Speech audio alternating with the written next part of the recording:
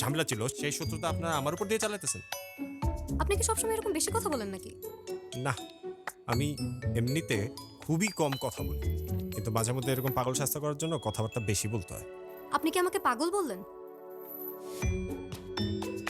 দেখুন, আমি জানি যেটা হয়েছে এটা আপনার সাথে আমার সাথে কারোর সাথেই ঠিক হয়নি, আমরা কেউ এটার জন্য রেডি ছিলাম না। কিন্তু এখন তো যা হবার তা হয়েই গেছে। আমাদের উচিত একজন আরেকজনকে মেনে নেওয়া। আমি আপনাকে আমার বউ হিসেবে মেনে নিয়েছি। তা তো মেনে নিবেনি।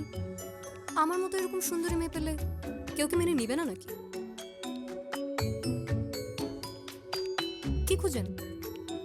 সুন্দরী বউ খুঁজতেছে একটা। মানে কি?